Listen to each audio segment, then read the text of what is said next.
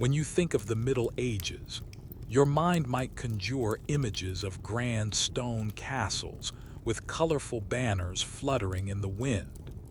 You might picture knights in intricately engraved armor, bowing before ladies in flowing silk gowns, or perhaps learned monks illuminating manuscripts in the silent halls of a sprawling monastery. It's a world of romance, chivalry, and epic quests. But for the vast majority of people, life was a far cry from a fairy tale. The reality was a world without plumbing, without sanitation services, and without the scientific understanding of germs. It was a world where the air, both inside and out, was a thick soup of smells that we would find unbearable. Frankly, with your modern sensibilities and reliance on a hot shower, you probably wouldn't last a day. It's a fascinating and often surprising look at how people manage to live, and even thrive, in conditions we can barely imagine. So, before we step back in time, I'd love to know where you're listening from and what time it is for you. It's always a wonder to think of us all connected in this moment, from different corners of the world. Now, dim the lights, maybe turn on a fan for that soft background hum, and let's ease into tonight's journey together. The first thing you notice is the cold. It's not the crisp, clean cold of a winter morning walk. It's a damp, penetrating chill that seems to emanate from the very earth beneath you. It has wormed its way through the coarse wool of your blanket, through the thin fabric of your simple tunic you've slept in, and settled deep into your bones. There is no gentle awakening here, no soft sunlight filtering through blinds, no chirping of a digital alarm. Your consciousness returns slowly, pulled from the depths of sleep by the sheer physical discomfort of the encroaching dawn. You keep your eyes closed for a moment longer, trying to cling to the fading warmth generated by the bodies pressed close to you. You lie on a mattress, a payless, really, which is little more than a rough sackcloth bag stuffed with straw. It's lumpy and rustles with every slight movement, a sound that is both familiar and faintly unsettling. You can feel the hard wooden slats of the bed frame beneath the thin mattress. This bed is the most valuable piece of furniture in your home, and it doesn't belong to you alone. In it, your entire family sleeps huddled together. Your parents, your younger siblings, all piled in for shared warmth against the relentless night air. Privacy is a concept that doesn't exist here. Warmth is the only currency that matters. You finally open your eyes, but it hardly makes a difference. The darkness in your small, one-room house is almost absolute. The single window opening is covered by a wooden shutter, tightly closed to keep out the chill and whatever phantoms the night might hold. The only light is a faint, milky gray seeping through the cracks in the wattle and daub walls and around the edges of the ill-fitting door. Your vision slowly adjusts, resolving the familiar shapes of your world from the gloom. You see the dark, hulking silhouette of the trestle table that dominates the center of the room. You see a few wooden stools, a chest in the corner holding your family's few precious belongings, and the dark, gaping maw of the central hearth, where the fire from last night has died down to a bed of cold, gray ash. Then the smells hit you. They are as much a part of the atmosphere as the cold air. The most prominent scent is woodsmoke, stale and clinging to everything: your hair, your clothes, the very walls of the house. It's a smell that never truly leaves. Beneath that is the thick, animal smell of unwashed humanity, the sweet, cloying scent of sweat and sleep, multiplied by the 5 bodies sharing this enclosed space. There's also the faint, sour odor of spilled ale from last night's meager meal, and the lingering aroma of the vegetable pottage that is your daily staple. And somewhere in the background is the unmistakable, pungent smell of the farm animals.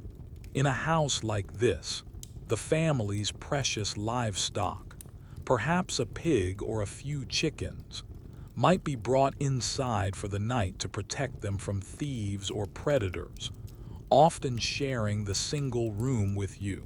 Their earthy, manure-tinged scent is just another layer in the complex olfactory tapestry of your morning. You listen. The world is beginning to stir.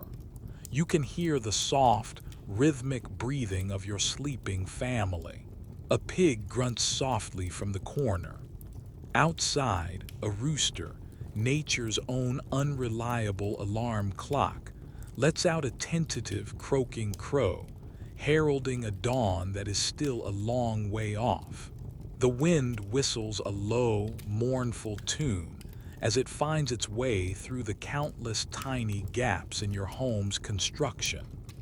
This is the soundtrack of your life, a far cry from the serene quiet or urban hum you might be used to. Historians still argue about the true nature of daily life for the common person in the Middle Ages. Our perception is often colored by the writings of the elite, who looked down on the peasantry, or by later Renaissance thinkers who wanted to paint the preceding centuries as a dark age of ignorance and filth. The truth is more nuanced. You are not unthinking or oblivious to your surroundings. You are acutely aware of the cold, the smells, the discomfort. But these are the fundamental conditions of your existence. Your priorities are survival, not comfort. A drafty, smoky house is still a shelter from the rain and snow. A shared bed is a warm bed. Getting out of it is the first great challenge of the day. There's no thermostat to argue over, no heated floor to welcome your feet. You swing your legs over the side of the bed and your bare feet touch the packed earth floor. It is shockingly cold and possibly damp. The floor is strewn with rushes, once fresh and green, now trampled, dirty, and likely hiding a legion of fleas and other unseen guests. You stand up, your tunic the only garment you own for both day and night. The cold air envelops you completely now, a harsh and immediate shock to your system. There is no lingering, no hitting a snooze button. The day has begun, and with it, the endless cycle of chores that ensures your family's survival. The fire needs to be rekindled, water needs to be fetched, and the animals need to be tended to. In this moment, shivering in the near darkness of your smoky, crowded home, you embody a quiet, unspoken resilience. You are not a character in a storybook. You are a survivor, and your day is just beginning. Your first task, before even thinking about the fire or the food, is the simple, universal ritual of washing your face. You move stiffly across the cold, rush-strewn floor to a small wooden stand in the corner. This is your washing station. It is nothing more than a crude, three-legged stool that holds a wide, shallow pottery basin and a matching jug, or ewer. These are your family's prized possessions, perhaps a wedding gift to your mother. In a world of wooden and leather objects, fired clay that can hold water without rotting is a minor marvel. The ewer is heavy. You lift it with both hands, the unglazed pottery rough against your palms. The water inside sloshes, a liquid, hollow sound in the quiet room. This water was fetched yesterday from the village well or a nearby stream, a task that will need to be repeated later today. It sat in the ewer all night, gathering dust from the air and achieving the same bone-deep chill as the room itself. There's no turning a tap and waiting for the water to warm up. This is as good as it gets. You pour a small amount into the basin. You are careful not to waste it. Every drop was carried here by hand, and every drop is precious. The water is not clear. In the dim light, you can see tiny specks floating on its surface, a bit of dust, a stray piece of straw, perhaps even a drowned insect. You pay it no mind. This is water. This is what you use to wash. The modern concept of water purity is centuries away. For you, the primary concern is that it is wet and not overtly foul. You cup your hands, dip them into the basin, and brace yourself. The shock of the cold water on your skin is breathtaking. It's a violent, effective way to banish the last vestiges of sleep. You scrub your face vigorously, the icy water making your teeth ache. You don't have soap for this daily ritual. Soap is a harsh, expensive commodity reserved for the desperate task of laundry, not for delicate skin. Your cleaning tools are the water, your hands, and a small, coarse piece of linen hanging from a peg on the wall. When you're done with your face, you dry it on this cloth, which feels less like a towel and more like a square of canvas. It's damp from yesterday's use and smells faintly of mildew, but its rough texture is invigorating, bringing blood to the surface of your skin. This simple act is one of the most misunderstood aspects of medieval life. The pervasive myth is that people of this era were utterly filthy, never bathing and actively avoiding water.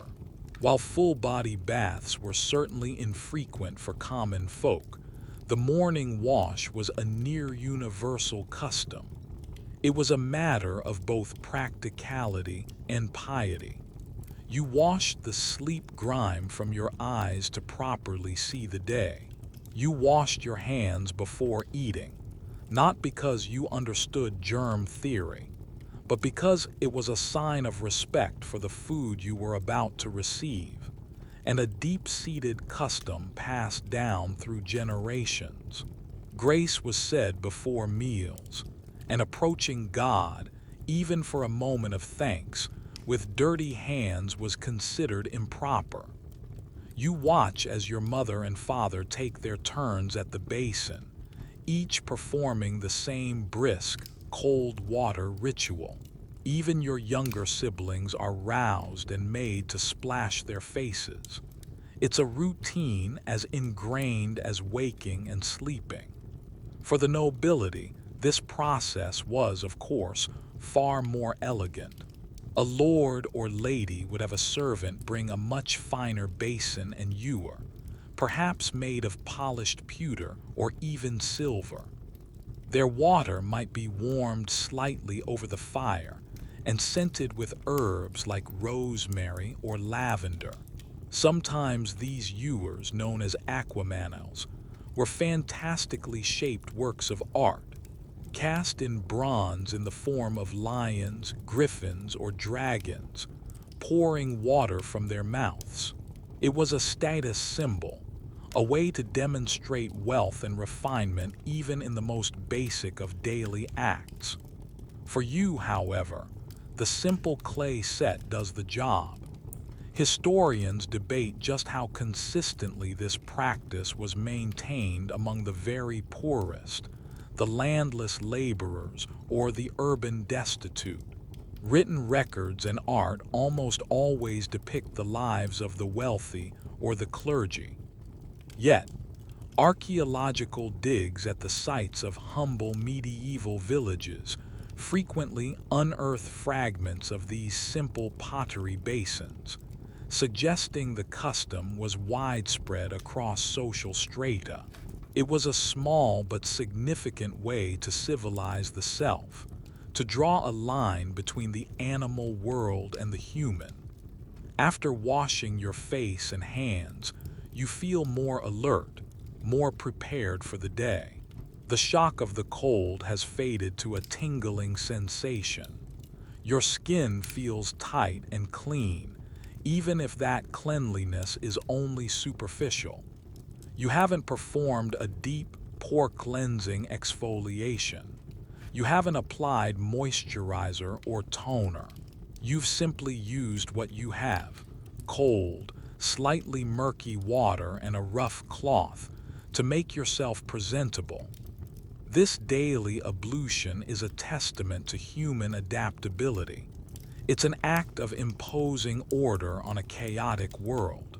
In a life filled with dirt, smoke, and sweat, this small ritual is a moment of personal care, a way of saying, "I am clean enough."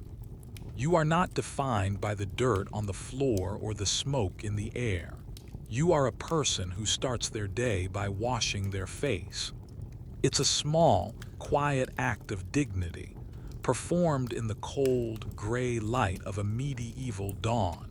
You look at your reflection in the murky water of the basin, a distorted, shadowy version of your own face, looking back at you, ready to work.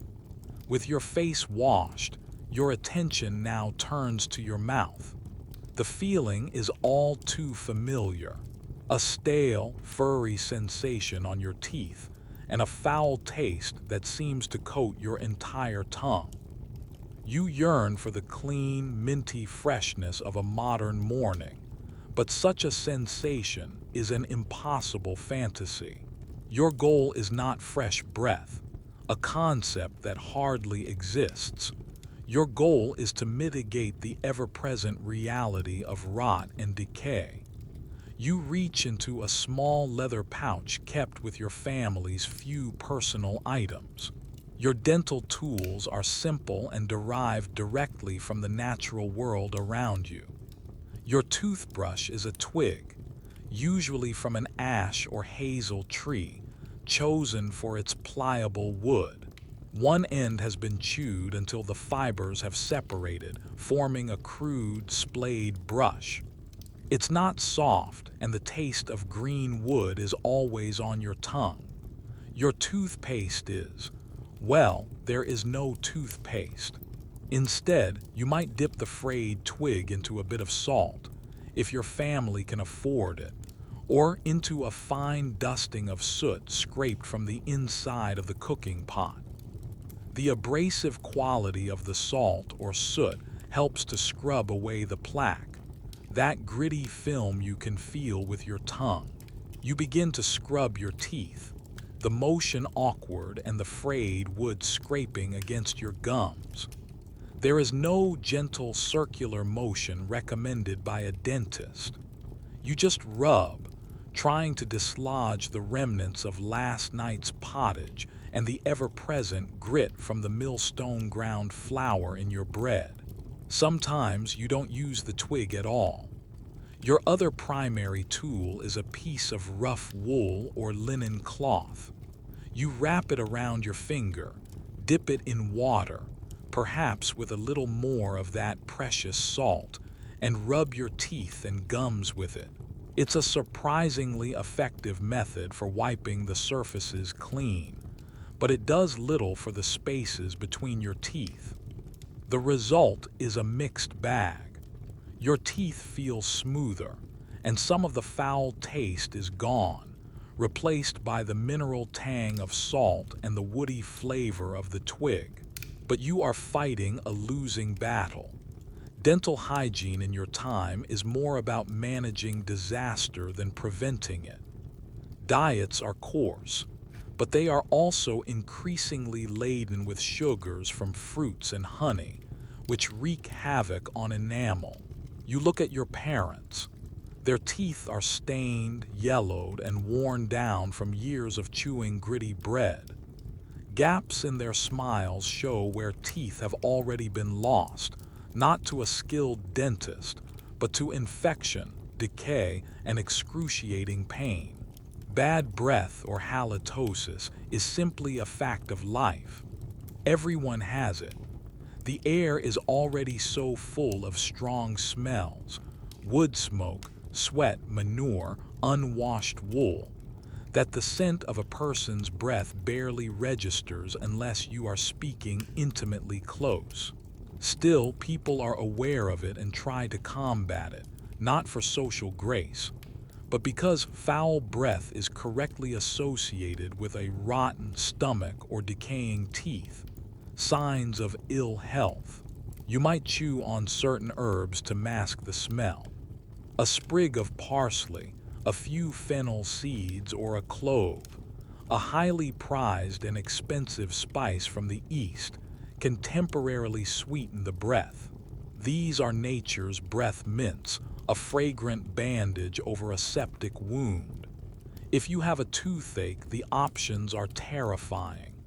There are no anesthetics, no precise drills. The local wise woman might pack the aching cavity with a paste of herbs and spider webs, a surprisingly common remedy, hoping to dull the pain. Or she might recommend holding a hot cloth to your jaw. If the pain becomes unbearable and the tooth is clearly rotten, the only solution is extraction. This procedure falls to the local barber surgeon, a jack of all trades who will not only cut your hair but also perform minor surgery, bloodletting, and pull teeth. You have seen it happen. The tool is a terrifying metal pincer called a pelican, named for its beak-like shape. The person sits on a stool, their head held firmly by the barber's assistant. There is no numbing agent, save for a large swig of strong ale or wine to dull the senses and the courage. The process is brutal, a grim tug-of-war between the barber's strength and the tooth's root. The sound of cracking bone and the subsequent scream is a sound you don't easily forget. Sometimes the tooth breaks, leaving the root behind to fester and cause an even worse infection. A successful extraction leaves a bloody, gaping hole that will hopefully heal without complication. Many people died from infections that started in the mouth. Given this grim reality, people treasured their teeth, even if their methods for caring for them were primitive. Scholars and monks with access to ancient texts had more sophisticated ideas. Trotula of Salerno, a female physician from the 11th or 12th century, wrote extensively on women's health and cosmetics. For whitening the teeth, she recommended a powder made from burnt white marble, burnt date pits, and white glass, mixed with honey. Others suggested rinsing the mouth with strong wine or vinegar, believing its acidity would kill the worms they thought were responsible for cavities. A quirky tidbit of misinformation that unfortunately did more harm than good by eroding enamel. You, of course, have no access to such exotic recipes. Your world is the twig, the cloth, and the salt. You finish your morning routine, rinsing your mouth with a sip of the cold water from the basin. The taste is cleaner, but not truly clean. You run your tongue over your teeth. They feel smoother, but you know, with a certainty born of experience, that they are not perfect. You can feel the slight edge of a chip on a molar, the beginning of a sensitive spot near your gum line. Each one is a small worry, a ticking clock counting down to an inevitable, painful future. For now, though, you have done what you can. You have performed the ritual. You have pushed back against the decay, however feebly. It is another small victory in the daily war for a semblance of order and health in a world that offers very little of either. Now that your face and teeth have received their morning attention, you turn to your hair. For both men and women in the Middle Ages, hair is far more than just a feature. It's a powerful symbol of status, health, and even morality. Your approach to it is therefore meticulous and practical, driven by two primary concerns: cleanliness and social conformity. You sit on a low stool, perhaps near the newly kindled fire, whose gentle warmth is just beginning to push back the damp chill of the room. In your hands, you hold your most important grooming tool, a comb. This isn't a flimsy piece of plastic. It is a sturdy, double-sided comb carved from bone, wood, or, for the wealthier, ivory. One side has coarse, thick teeth, designed for detangling the major knots and removing large debris like straw or leaves from your hair. The other side has very fine, narrow teeth set closely together. This is the business end of the comb, the weapon in your daily war against your most persistent and unwelcome companions: lice, fleas, and nits. Slowly and methodically, you begin to work on your hair. You start with the coarse side, pulling it through the long, thick tresses. Your hair hasn't been washed with soap and water in weeks, maybe even months. Washing hair is a major undertaking, believed by many to be dangerous, potentially causing sickness by letting cold and dampness into the head. Instead, you keep it clean through relentless combing. The comb scrapes through the natural oils your scalp produces, distributing them down the hair shaft. This does two things. It gives your hair a certain sheen, and it helps to pick up and remove dust and dirt that have accumulated. Once the major tangles are out, you flip the comb to the fine-toothed side. This is a painstaking process. You work section by section, starting from the scalp and pulling the comb firmly all the way to the ends.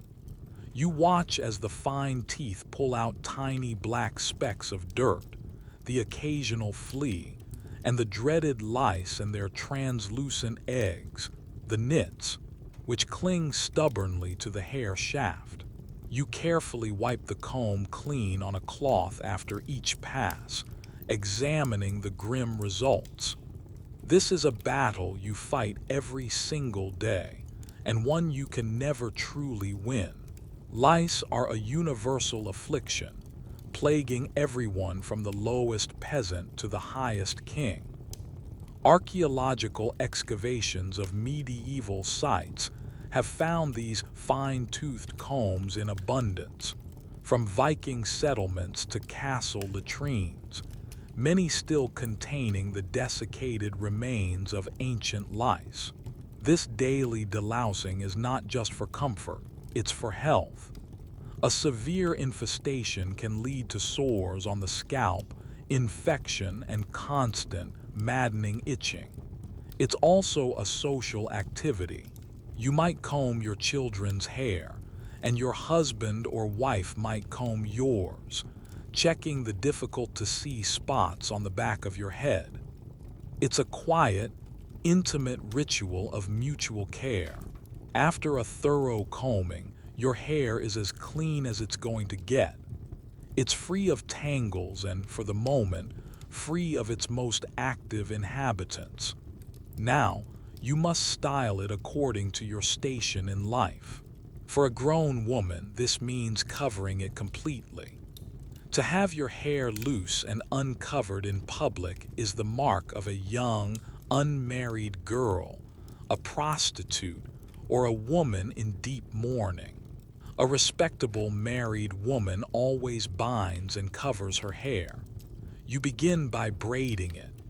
Two long, thick braids are the most common style. You plait them tightly, the familiar rhythm of the movement a comfort. Then you coil these braids, either around your head like a crown or pinned into a bun at the nape of your neck. The style must be compact and secure, as it will serve as the foundation for your head covering. Your head covering, or wimple, is a crucial piece of your wardrobe and your identity. It consists of several pieces of linen. First, a simple band or fillet is tied around your forehead to hold everything in place. Then comes the wimple itself, a large piece of cloth that is draped over your head, tucked around your neck and chin, and pinned securely to the fillet and your coiled braids. It frames your face, hiding your hair, your ears, and your neck completely. Only your face is visible to the world. For a peasant woman, this wimple is made of coarse, undyed linen. For a noble woman, it might be of the finest, whitest linen or even silk, perhaps held in place with decorative pins. The complexity and quality of the headwear instantly signal your social standing. Historians can often date a medieval image with surprising accuracy just by looking at the style of the women's head coverings, as fashions changed subtly but constantly. For men, the situation is a bit different. A peasant man like your father might keep his hair cut in a simple, bowl-like style, long enough to offer some warmth but short enough to be out of his eyes while he works. He too combs it daily to keep it clean. He will likely wear a coif, a close-fitting linen cap that ties under the chin, especially for work, to keep sweat and dirt out of his hair. Nobles and wealthy merchants might have more elaborate hairstyles, curled and styled with pomades made from animal fats, but even they would wear hats or hoods when outdoors. This obsession with covering the hair was partly practical. It kept hair clean and out of the way, but it was also deeply tied to Christian morality.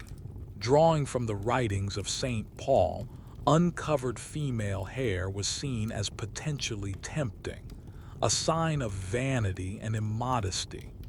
Covering it was a sign of piety and respectability. You adjust your wimple, making sure it's smooth and secure. It feels a little tight, but it's a familiar constraint. You are now properly dressed, ready to be seen by the world outside your home. Your hair, your personal, private feature, is tamed, controlled, and hidden from view. This daily ritual of combing and covering is a powerful reminder of your place in the world. It's an act of hygiene, a social signal, and a religious duty all rolled into one. It's another layer of civilization you put on each morning, a shield against both the pests in your hair and the judgments of the world. With your grooming complete, a new, more urgent need makes itself known: the call of nature. In your modern life, this is a private, sanitized, and largely unthinking process. In the Middle Ages, it is a task fraught with inconvenience, discomfort, and a distinct lack of privacy. Your options are limited, and none of them are pleasant. Your first and most immediate choice is the chamber pot. It sits under the family bed, a simple, wide-mouthed earthenware vessel with a handle. It is squat, heavy, and purely functional. During the cold, dark hours of the night, it is the only sensible option. No one would risk a trip outside in the pitch black, facing the cold, the mud, and potential dangers just to relieve themselves. So the pot is used by everyone. You simply pull it out from under the bed, lift your sleeping tunic, and squat over it in the near darkness. It's a precarious balancing act, performed just feet away from your sleeping family. The sounds and smells are an unavoidable part of the nightly atmosphere in your one-room home. Now that morning has come, the pot needs to be emptied. This is one of the most dreaded household chores, usually falling to the women or children of the house. You carefully lift the heavy, sloshing pot. Your goal is to get it out of the house with minimal spillage. You carry it to the doorway, unlatch the heavy wooden door, and are greeted by the raw morning air. What happens next depends heavily on where you live. If you are a peasant in a rural village, you might have a designated dung heap in your small yard. This is where all the household waste goes. Vegetable scraps, ash from the fire, animal manure, and the contents of the chamber pot. You walk the few paces to the heap and unceremoniously dump the contents. Over time, this mixture of human and animal waste will decompose into a rich compost, a valuable fertilizer for the small garden plot where you grow vegetables. In a strange, closed-loop system, your waste helps to produce your food. There is no concept of it being unhygienic. It is simply part of the cycle of life on the farm. If you live in a town or city, however, the situation is far more chaotic. You might open your front door, which opens directly onto a narrow, muddy street, look both ways, and shout a customary warning. Gardez l'eau, a French phrase meaning watch out for the water. This is the origin of the English word garde-l'eau. If you hear this cry, you know to flatten yourself against a wall, because a moment later, the contents of the chamber pot come flying out of a window or doorway, splashing into the central gutter, or kennel, that runs down the middle of the street. This kennel is already a foul-smelling soup of rainwater, horse manure, and the discarded waste from every other household on the street. Your contribution simply adds to the mix. While many towns had regulations against this practice, they were almost impossible to enforce. Your other option for a more solid deposit is the privy or outhouse. In your rural setting, this might be a small wooden shed built over a simple pit dug in the ground. It's a rickety structure, drafty and dark. The door, if it has one, doesn't quite close. Inside, there is just a wooden plank with a hole cut in it. You sit over the hole, exposed to the wind and the cold. The smell rising from the pit below is formidable. It is a raw, eye-watering stench of ammonia and decay. You do not linger here. You do what you need to do as quickly as possible. There is no toilet paper. Instead, you might use a handful of hay, straw, moss, or even smooth leaves, whatever is freely available. A Roman practice of using a sponge on a stick, the xylospongium, is long forgotten. In a castle or a wealthy merchant's house, the privy is a more permanent stone structure called a garderobe. This is a small room or closet, often built into the thickness of the outer wall, with a stone or wooden seat over a vertical shaft. The waste drops down the shaft and into the castle moat below, or a purpose-built cesspit at the base of the wall. This was a clever piece of engineering, but it had its drawbacks. The smell could travel back up the shaft, especially on a warm day. The name garderobe is thought to have come from the French for warding robes, as people would hang their clothes in these shafts. Historians still argue about the reason for this. One quirky theory suggests the powerful ammonia fumes from the decomposing urine would kill fleas and lice in the woolen garments. A more practical explanation is that it was simply a convenient, out-of-the-way closet. These cesspits were a major feature of medieval urban planning. They were large, brick-lined pits that collected the waste from multiple households or a single large institution like a monastery. When they became full, they had to be emptied, a job performed by a specialized tradesman known as a gong farmer or nightman. This was one of the most unpleasant but also one of the most well-paid jobs for a common laborer. Working only at night, the gong farmer would climb down into the pit, shovel the accumulated filth into buckets, and cart it away to be disposed of outside the city walls. It was a vile, dangerous job. The fumes could be lethal, and many gong farmers reportedly died from being asphyxiated by the noxious gases. You, thankfully, do not have to worry about such things. You have your humble dung heap. After emptying the chamber pot, you take it to the well or stream to be rinsed out, ready for another day and night of service. The act is mundane, a part of your daily rhythm. You don't think of germs or bacteria.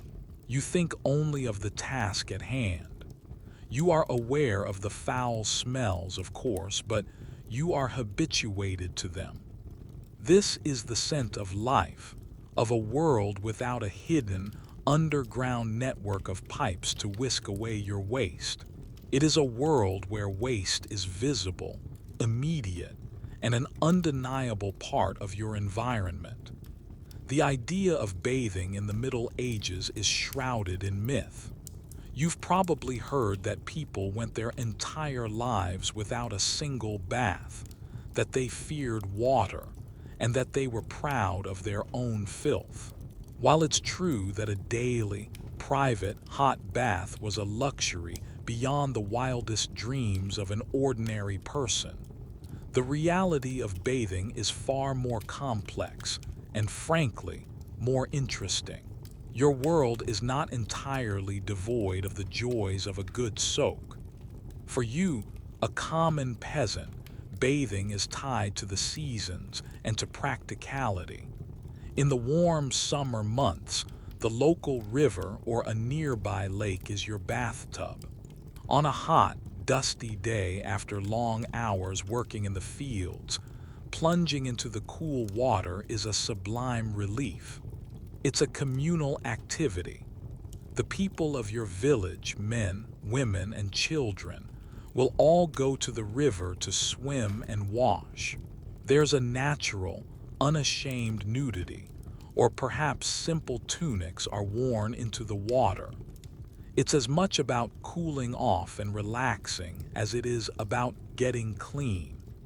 You use a handful of sand from the riverbed to scrub the grime from your skin, the abrasive particles working surprisingly well to exfoliate. You might also use certain plants, like soapwort, which, when crushed and agitated in water, produces a gentle, lathery soap. In the colder months, however, a full-body bath is a much rarer and more challenging affair. Bringing enough water from the well and heating it over your small fire is a monumental task. It would take many trips and consume a great deal of precious firewood. The result would be a single wooden tub filled with lukewarm water in the middle of your drafty, cold house. The experience might leave you cleaner, but also chilled to the bone and susceptible to illness. For this reason, winter baths are infrequent, reserved for special occasions or perhaps as a medicinal treatment if prescribed by a physician. But if you lived in a town or city, a far more sophisticated option was available: the public bathhouse. These establishments, often called stews, were a common and popular feature of medieval urban life. They were a legacy of the Roman bathing culture, and cities like London, Paris, and Florence had dozens of them. They were not seen as dens of filth, but as vital public services. Imagine stepping into one. You pay a small fee at the door and enter a steamy, noisy, and vibrant world. The air is thick with the scent of hot water, steam, and perhaps the herbs that have been infused into the baths. The main room is filled with large wooden tubs, where men and women, often bathing together in the earlier Middle Ages, soak and socialize. Later on, segregation of the sexes became more common, or certain days were designated for men or women. Attendants scurry about, bringing cups of wine or ale to the bathers and offering back scrubs with rough cloths. These were not just places to get clean, they were community hubs. Business deals were struck, gossip was exchanged, and friendships were forged in the warm waters of the tubs. It was the medieval equivalent of a coffee shop or a pub. You could even order a meal to be delivered to you while you soaked.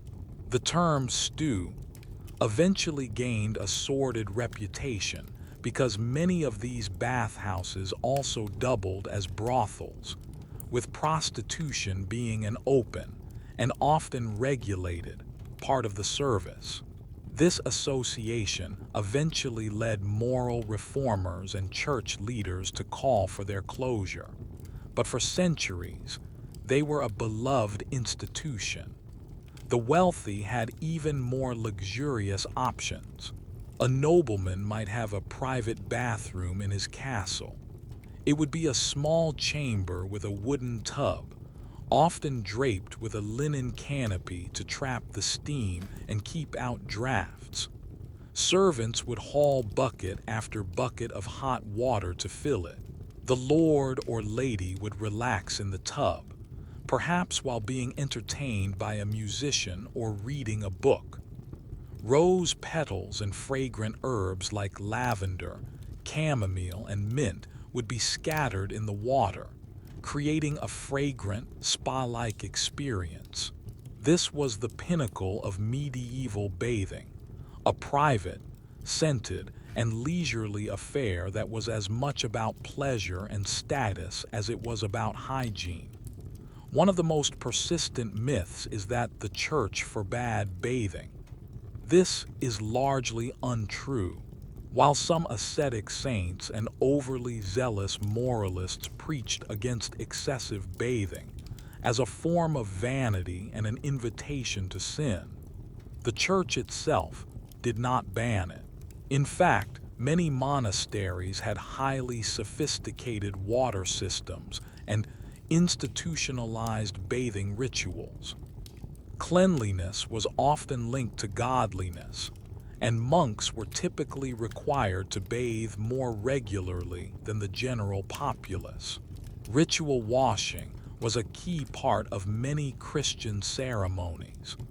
Knights of a new order would take a ceremonial bath of purification before their investiture. Historians still debate the true impact of the Black Death on bathing culture. The prevailing theory for a long time was that the plague of the mid-14th century led to the closure of the public stews. People, operating under the miasma theory of disease, came to believe that opening the pores with hot water would allow the pestilential air to enter the body. This fear, combined with the moral panic over prostitution and the severe deforestation that made firewood for heating water increasingly expensive, did lead to a decline in the popularity of public bathhouses in the late Middle Ages and into the Renaissance. Ironically, this period, often seen as a step forward in culture, may have been a step backward in terms of public hygiene. So, you see, the image of the unwashed medieval peasant is a caricature. You might not have a pristine white porcelain bathtub, but you have your river, your occasional fireside tub, and the knowledge that in the nearest town, a world of steamy, social, and perhaps slightly scandalous bathing awaits.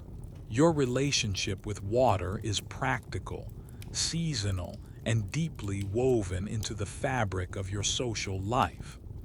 It's a far cry from modern sanitation, but it's also a world away from the myth of absolute, unrelenting filth. Whether you're washing your face in a basin, your clothes in the river, or your entire body in a wooden tub, the effectiveness of the process is hugely dependent on one key ingredient: soap. The soap you know, a fragrant, perfectly molded bar that produces a rich, gentle lather, is a product of modern chemistry and marketing. Medieval soap, by contrast, is a harsh, crude, and often homemade substance, and getting your hands on it is not always a given. For most people, soap is not something you buy, it's something you make. It is a messy, smelly, and slightly dangerous process, usually undertaken once or twice a year. The primary ingredients are simple and readily available: animal fat and lye. The first ingredient, fat, is collected over months. Every scrap of tallow from beef or mutton and lard from pork is saved in a pot. When it's time to make soap, this fat is rendered down, melted over a fire into a greasy, smelly liquid. The second ingredient, lye, is what provides the chemical magic. You make it yourself from wood ash. You take the hardwood ashes from your hearth, place them in a cloth-lined barrel that has a small hole near the bottom, and then slowly pour water over them. The water trickles through the ash, leaching out the potassium hydroxide. This brownish, caustic liquid that drips from the bottom is lye. It's a powerful alkali, corrosive enough to burn your skin. You test its strength in a distinctly low-tech way, by seeing if an egg or a potato will float in it. If the egg floats with about a coin-sized portion showing above the surface, the lye is deemed strong enough for soap making. Now comes the dangerous part. You heat the rendered fat in a large cauldron over an outdoor fire. Then, very slowly and carefully, you add the lye to the hot fat. The mixture hisses and sputters, and you have to stir it constantly with a long wooden paddle for hours. The fumes are acrid and unpleasant. It's a long, back-breaking process. As the fat and lye react, a chemical process called saponification, the mixture slowly thickens into a slimy, gelatinous paste. This is your soap. It is not poured into delicate molds. It is simply scooped out and stored as a soft, jelly-like mass in a pottery crock. This homemade soft soap is incredibly harsh.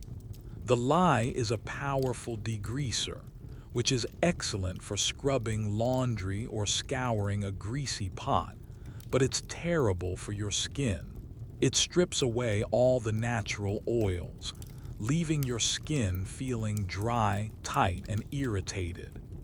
It smells of stale grease and chemicals, not of lavender or rose. To make it slightly less offensive, you might add some herbs or flowers to the mixture, but this does little to temper its caustic nature. For this reason, soap is used sparingly on the body. It's a tool for heavy-duty cleaning, not for a gentle daily wash. If you lived in a town, you might be able to buy professionally made soap from a soaper. These artisans produced a harder, more refined product. They used specific oils, like olive oil in the Mediterranean regions, creating Castile soap, or vegetable oils elsewhere. They had better control over the lye concentration, resulting in a milder bar. This soap was often sold in large blocks from which you would cut off a piece. It was still a far cry from modern soap, but it was a step up from the homemade brown jelly. However, this was an expense that many families couldn't afford. When soap was unavailable or too precious to use, you relied on abrasive alternatives. As you learned, sand or fine gravel from the riverbed is an excellent exfoliant for scrubbing your body. For your hands, stained with dirt from the fields or dye from weaving, you might use a pumice stone or a block of sandstone to literally scrape the grime away. Another common practice was to use bran, the hard outer layer of cereal grains like wheat or oats. You would mix a handful of bran with a little water to form a paste and use that to scrub your skin. It was surprisingly effective at absorbing grease and dirt and was much gentler than sand. Herbs also played a huge role. Besides soapwort, which created its own lather, other plants were used for their cleansing and aromatic properties. You might boil herbs like rosemary, mint, or thyme in your bath water, not just for the pleasant smell, but because the oils they released had mild antiseptic and cleansing qualities.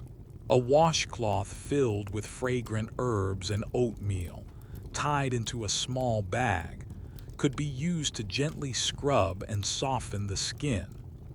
This was a form of luxury for the common person, a small way to make the bathing experience more pleasant and effective. One quirky historical fact is the use of fuller's earth, a type of clay that is highly effective at absorbing grease and oil. It was primarily used in the textile industry for cleaning raw wool, but people also used it on their own skin and hair, essentially a medieval dry shampoo or clay face mask. So before this great story continues, please take a moment to like the video and subscribe, but only if you're enjoying our journey together. Your support means the world. The chasm between the hygiene of the rich and the poor is starkly visible in the world of soaps. While you make do with your harsh lye soap or a handful of bran, a noble lady would have access to the finest imported Castile soap, renowned for its mildness. She might even use perfumed soap balls, made with expensive essential oils and exotic spices like clove and musk, imported at great cost from the East.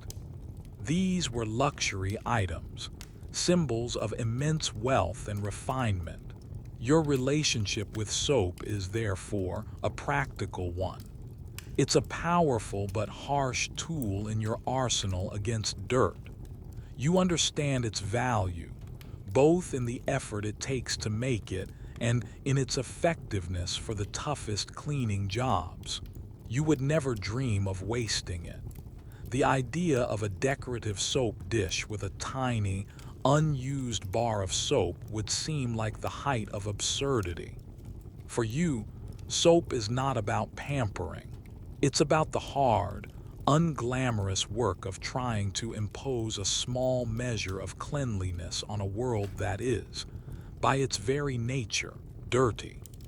Your hands might be red and raw from its use, but your family's single set of linen shifts will be cleaner for it, and that is a trade-off you willingly make. Now that you've considered personal washing, you turn your gaze to the pile of textiles in the corner. Laundry. In your modern life, it's a chore you might put off, a matter of sorting colors and pushing a button. In the Middle Ages, it is an all-day back-breaking ordeal, performed perhaps once a month, or even less frequently. People owned very few clothes.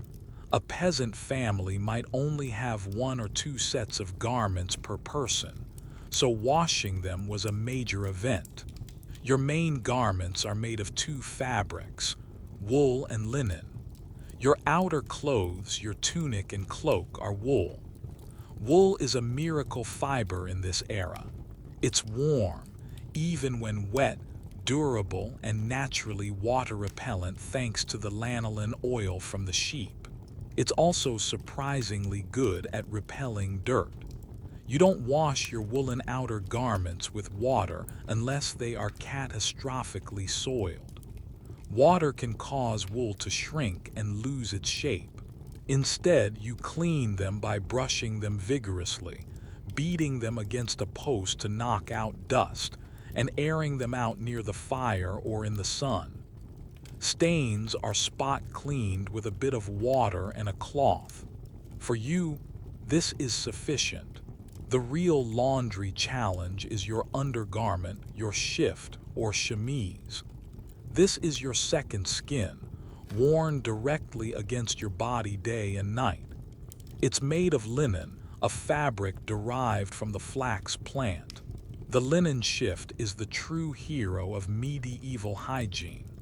It soaks up the sweat and grime from your body, protecting the more valuable woolen clothes you wear on top. While the wool stays relatively clean, the linen shift becomes filthy. And it is this garment that must face the full fury of a medieval wash day. The process begins at the river or a designated village washing area. You, your mother, and the other women of the village haul your bundles of dirty linen to the water's edge. This is a communal, female-dominated task. It's a day of hard labor, but also of socializing, gossip, and shared complaints. First, the linens must be soaked, but water alone won't cut through the accumulated grease and grime. This is where your harsh, homemade lye soap, that brown jelly you keep in a crock, comes into play. You smear the soap onto the dirtiest parts of the fabric, the collars, the underarms. But for a truly powerful wash, you need something more. You need a bucking tub, a large barrel. You lay the linens inside, and then you cover them with a cloth and a layer of ash. Then you pour hot water over the ash. The water seeps through, creating lye right in the tub, which then soaks into the fabric, breaking down the grease. This process is called bucking the laundry. Another common and frankly shocking additive is stale urine. For weeks, your family might collect its urine in a designated pot. The ammonia in aged urine is a potent cleaning agent and a fantastic stain remover, particularly for whitening linen. It sounds disgusting to your modern sensibilities, but it was a free and highly effective chemical resource. Historians and archaeologists have found evidence of these practices, confirming that what seems bizarre to us was standard procedure. After soaking in this potent chemical brew, the real physical labor begins. You haul the heavy, dripping linens from the tub. You take them to a large, flat rock by the river's edge. Armed with a wooden paddle called a beetle or a bat, you beat the fabric relentlessly. You fold it, turn it, and beat it again. The rhythmic thwack thwack thwack of women beating laundry against rocks echoes through the village. This mechanical action forces the dirt, soap, and urine out of the fabric's fibers. It is exhausting work, your arms and back screaming with the effort. After the beating, the linens are rinsed thoroughly in the cold, flowing water of the river to wash away all the lye, urine, and dislodged dirt. Wringing them out is another feat of strength, twisting the heavy, waterlogged fabric to expel as much moisture as possible. Finally, the last stage, drying and whitening. You don't have clothespins or a clothesline. Instead, you spread the clean, damp linens out over bushes, on a grassy meadow, or on hedges. The sun is your bleach. As the linen dries in the sunlight, the ultraviolet rays naturally whiten the fabric, turning the grayish, yellowed cloth back to a brighter, cleaner shade. A field full of drying laundry, fluttering in the breeze, is a common and rather beautiful sight. For the wealthy, this process was, of course, outsourced. A great household would have a designated laundress on staff. They might have a dedicated laundry building with permanent cauldrons for heating water and a nearby bleaching green. But the fundamental process was the same: harsh chemicals, brutal physical labor, and the power of the sun. The only difference was that someone else was doing the work. A quirky tidbit is the existence of professional male launderers in some towns, a rarity in such a female-dominated trade. They were often specialists, handling the laundry for guilds or monastic orders. You can now appreciate why Laundry Day is so infrequent. It consumes an entire day, vast amounts of fuel and energy, and is utterly exhausting. It's a testament to the human desire for cleanliness that people undertook this grueling task at all. The feel of a clean, sun-bleached linen shift against your skin after weeks in a soiled one is a profound pleasure, a luxury earned through sweat and sore muscles. You look at your own simple woolen tunic. It smells of wood smoke, of the very air in your home. It's not clean by any modern standard, but your linen shift, the one you'll put on after the next great wash, will be. This system, this division between the easily washable underlayer and the durable, rarely washed outer layer, is the core of medieval clothing hygiene. It's a clever, practical solution to the problem of staying clean in a world without washing machines. It highlights the incredible resilience and ingenuity of people who found ways to create comfort and cleanliness using nothing but their own strength, the river, and the powerful, if unpleasant, chemistry of ash and urine. Your home, a small, one-room structure of wattle and daub with a thatched roof, is a shelter from the elements. But you are not its only inhabitant.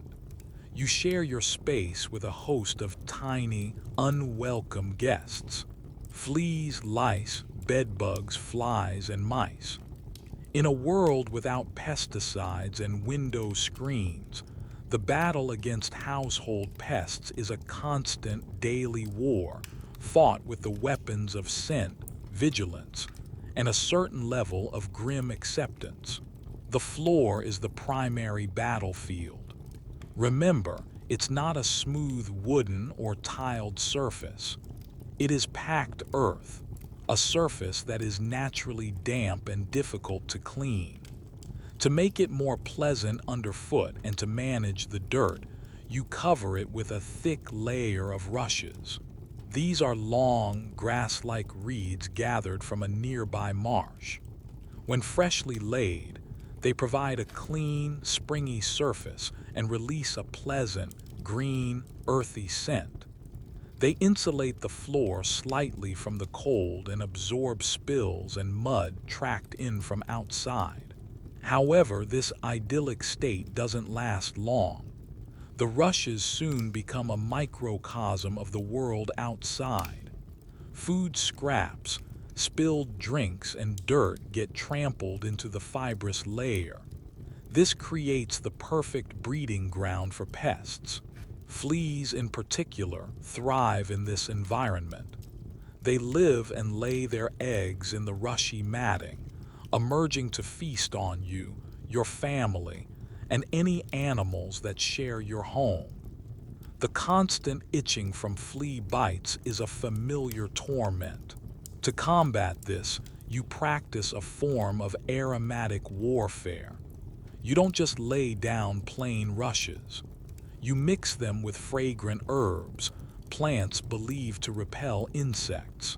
Meadowsweet, with its strong, sweet almond-like scent, is a favorite.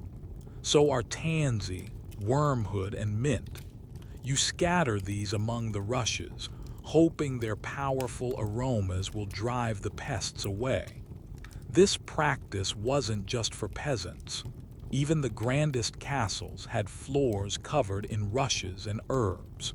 The great scholar Erasmus, visiting England in the 16th century, famously complained about the floors in English houses, noting that the bottom layer of rushes might remain for 20 years, accumulating a truly disgusting mixture of spittle, vomit, the urine of dogs and men, ale droppings, scraps of fish, and other abominations not fit to be mentioned.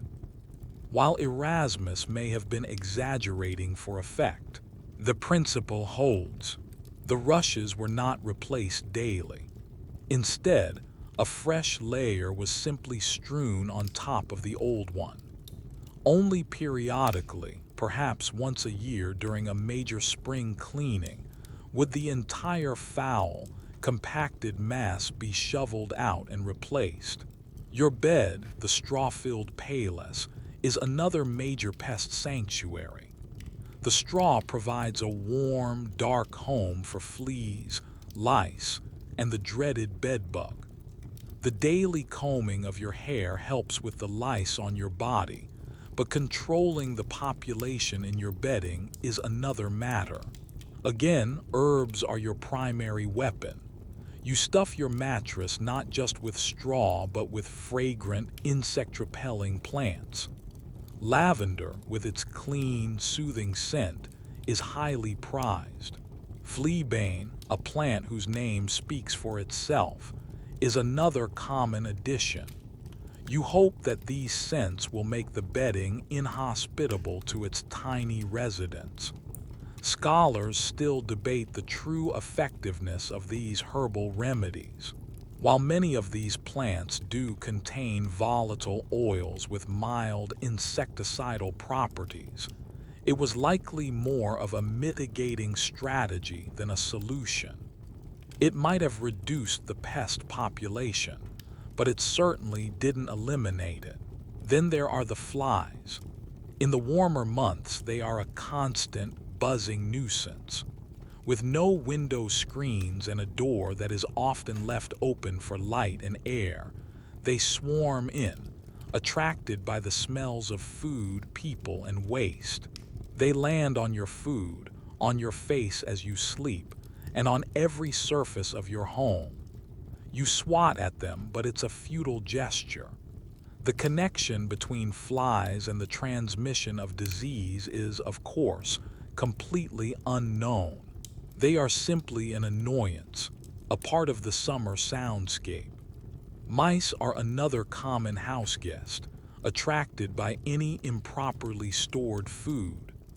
A good cat is the best form of pest control, and many households kept one not as a pet in the modern sense, but as a valued working animal. A cat that was a good mouser was worth its weight in gold, protecting your precious grain stores from contamination and consumption by rodents. One of the more surprising forms of pest control was the use of smoke. Your home is already smoky from the central, open hearth, which has no proper chimney. While this is bad for your lungs, the constant presence of wood smoke does have a beneficial side effect. It acts as a fumigant. The smoke helps to drive away insects and makes the thatch of your roof a prime spot for nesting insects and rodents, less hospitable.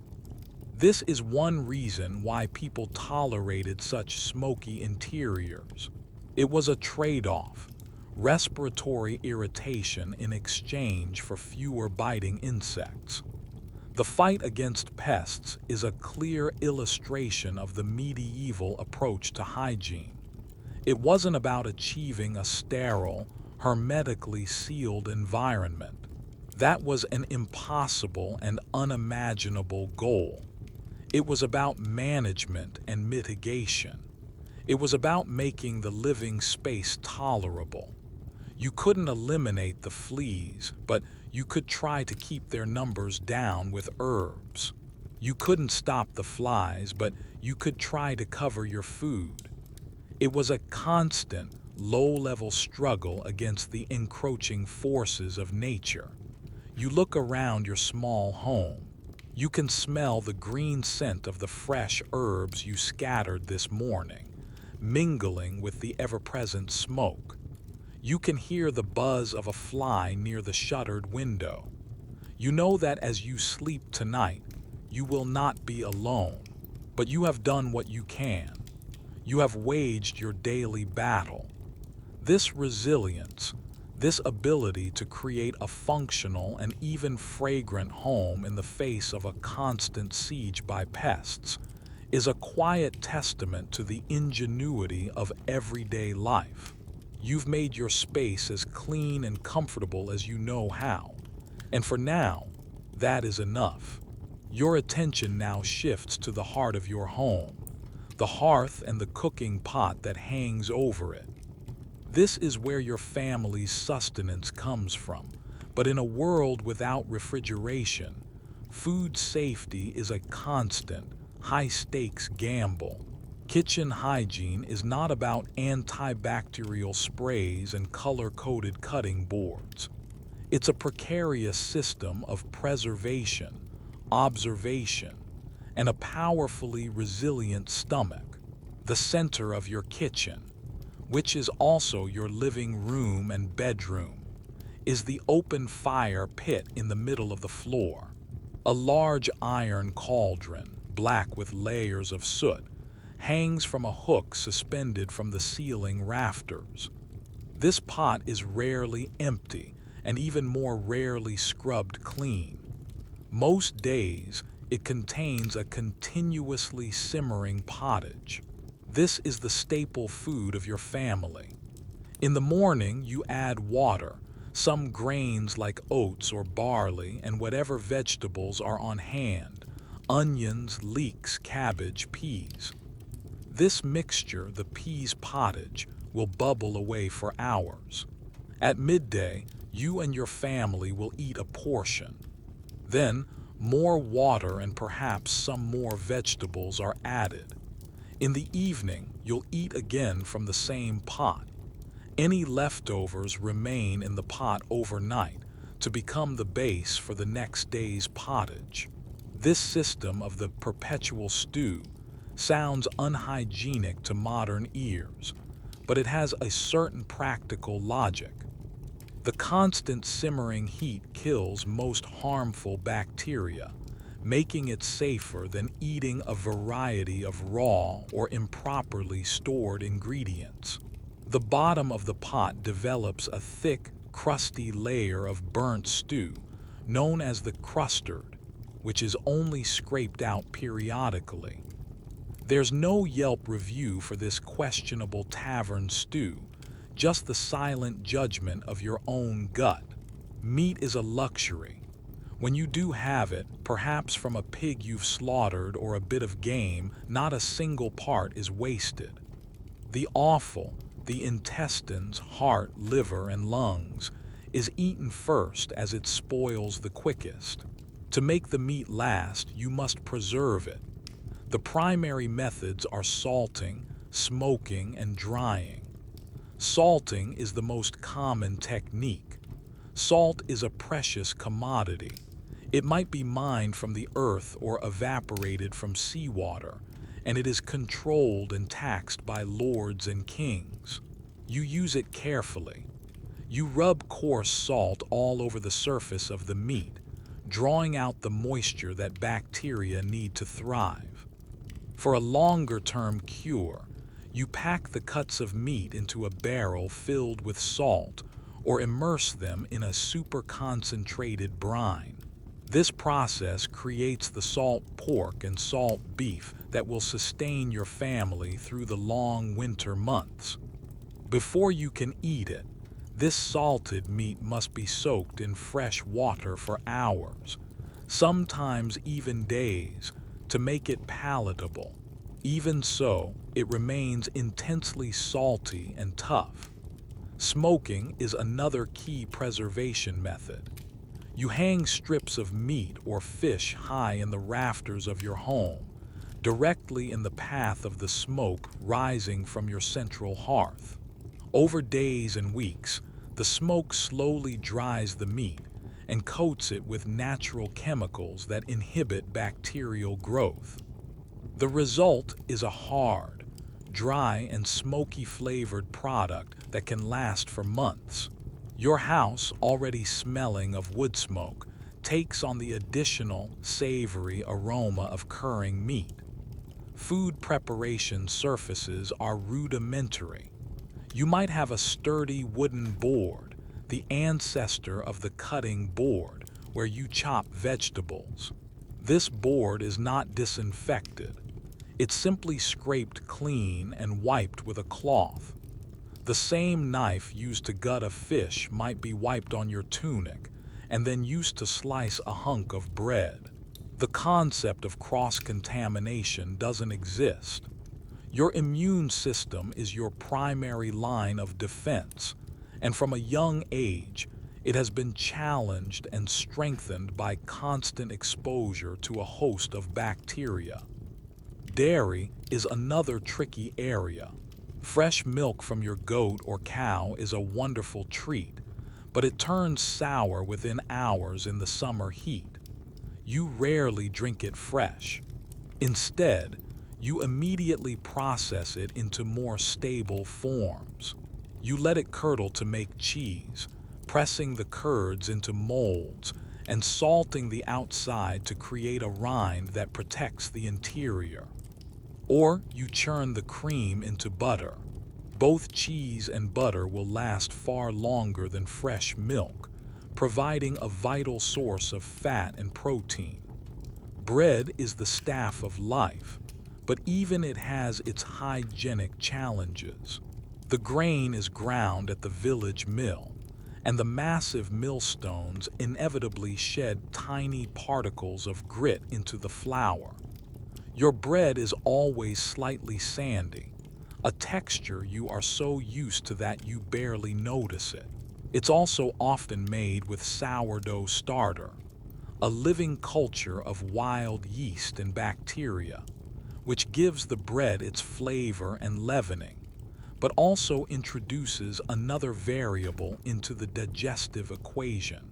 How did people know if food was safe to eat? They relied on their senses. They smelled the meat, looking for the sharp, foul odor of true putrefaction, distinct from the acceptable funk of curing. They looked at the color of the food.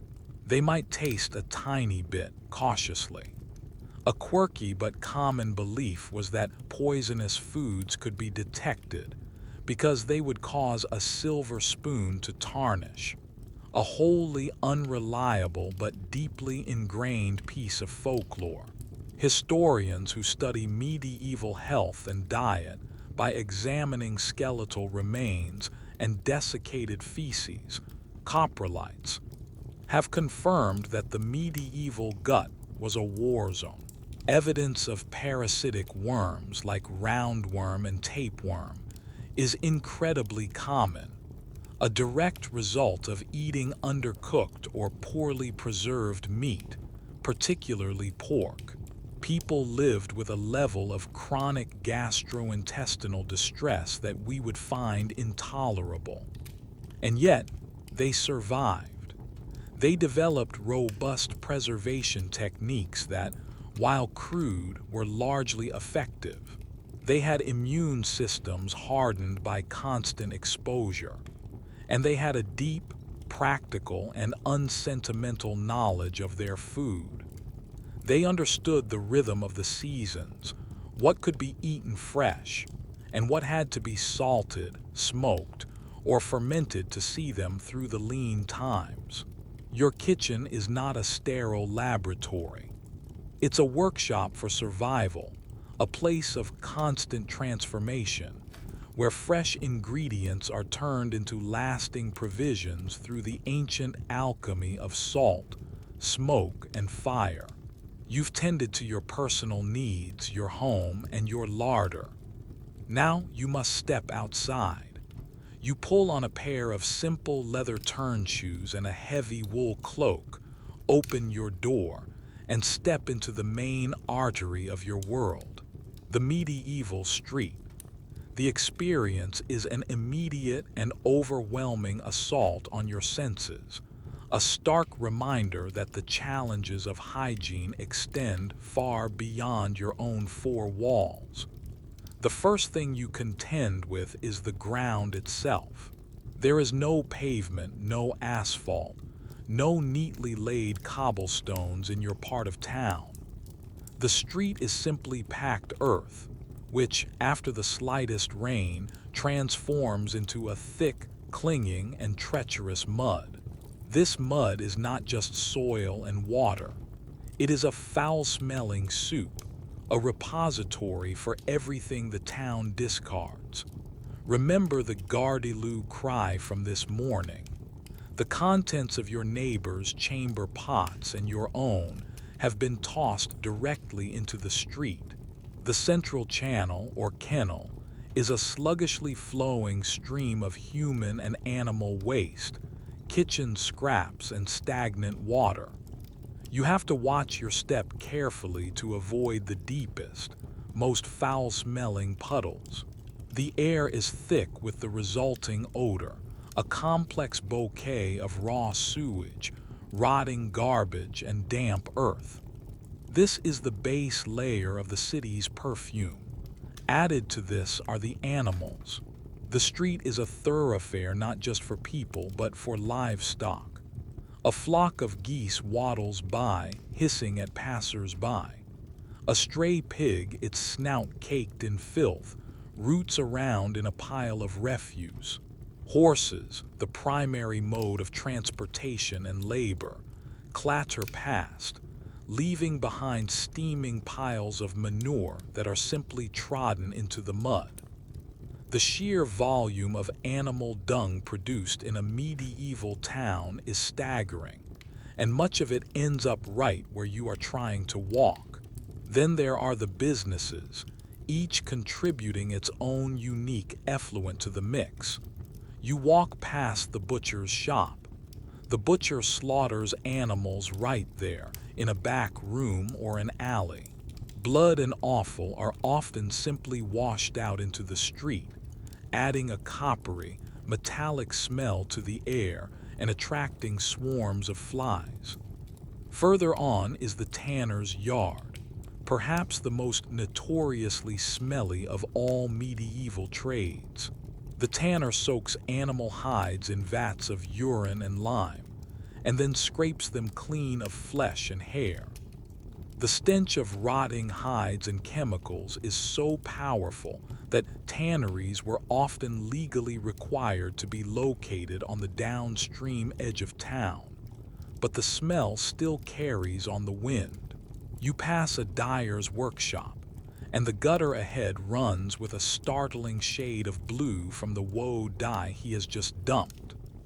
These industrial wastes, full of chemicals like alum and other mordants, add another layer of pollution to the already overburdened street. It's a chaotic, noisy, and dangerous environment. There are no sidewalks to protect you. Carts with heavy wooden wheels, pulled by lumbering oxen, rumble past, threatening to crush your foot if you don't get out of the way.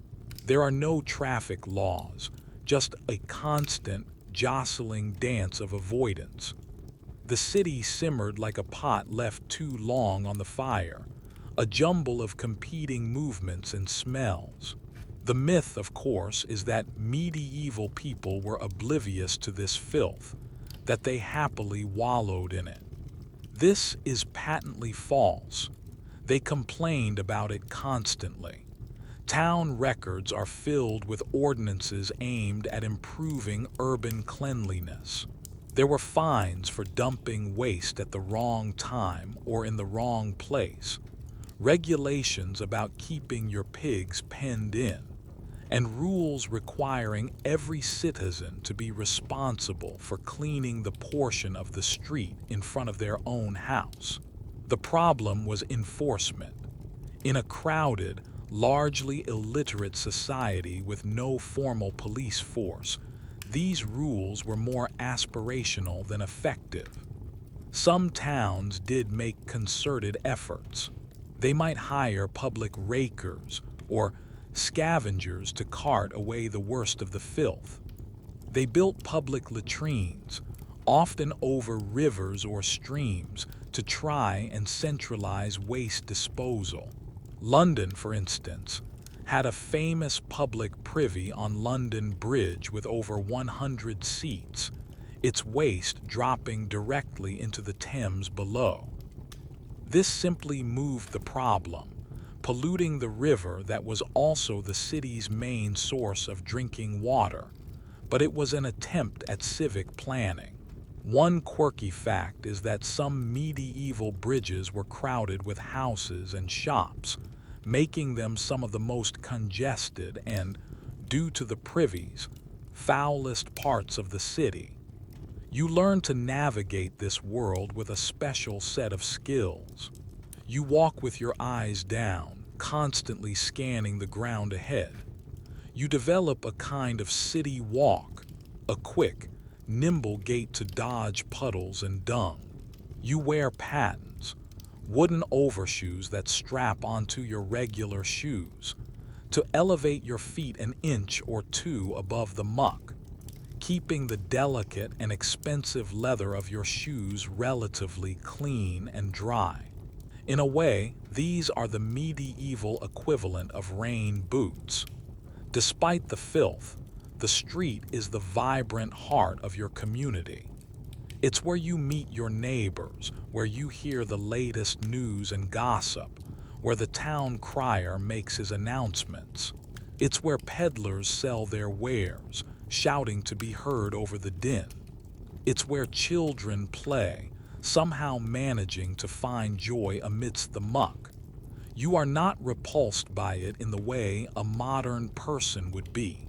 You are habituated. Your senses, which would be overwhelmed and disgusted, are tuned to a different frequency. You can filter out the background stench and notice the new, more interesting smells. The scent of baking bread from the baker's oven, the sharp tang of spices from a merchant's stall. The medieval street is a perfect metaphor for the era's approach to hygiene, a constant struggle between the forces of filth and the human desire for order. It's a world where waste is public and undeniable. Navigating it successfully is a testament to your resilience and adaptability, a skill as essential to your survival as knowing how to light a fire or preserve meat. It's a messy, smelly, and dangerous dance, but it's the only one you know. As you navigate the treacherous landscape of the medieval street, you are not just contending with the visible filth underfoot. You are also worried about the invisible dangers you believe are lurking in the very air you breathe.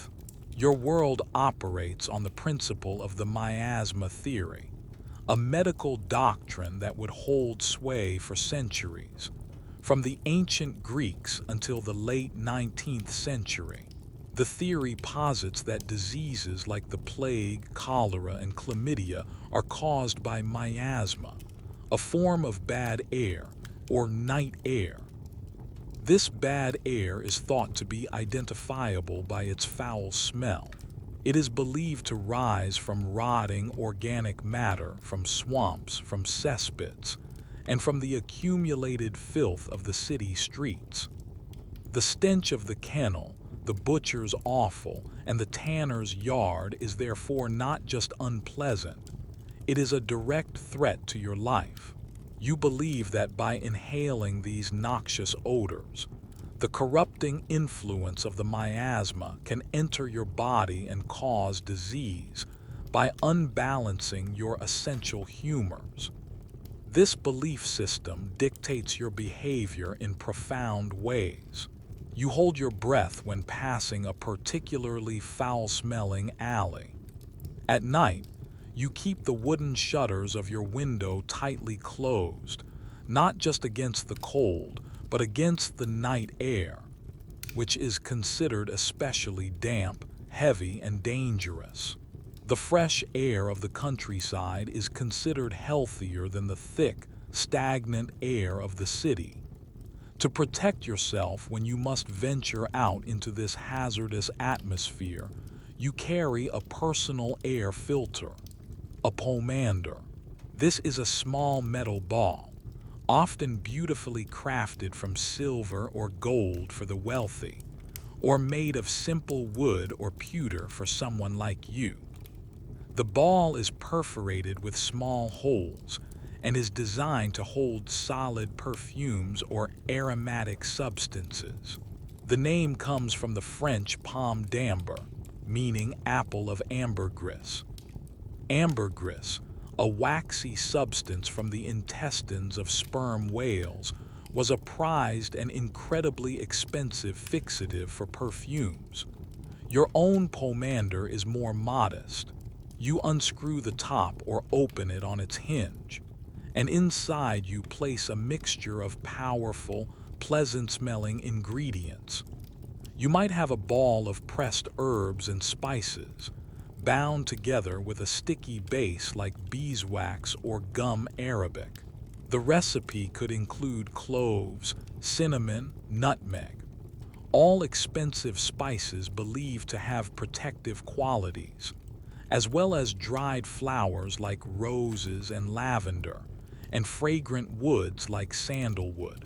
The most important ingredients are those with the strongest, most penetrating aromas, capable of overpowering the foul stenches of the street. You wear this pomander on a chain around your neck or hanging from a belt at your waist. When you approach a particularly smelly part of town, or if you are visiting someone who is sick, you hold the pomander up to your nose and inhale deeply. The sweet, spicy, floral scent fills your senses, creating a personal bubble of good air. In your mind, you are not just masking the bad smell, you are actively fighting it. The good aroma of the pomander is a shield, a fragrant armor against the invisible arrows of pestilence. The design of pomanders could be incredibly elaborate.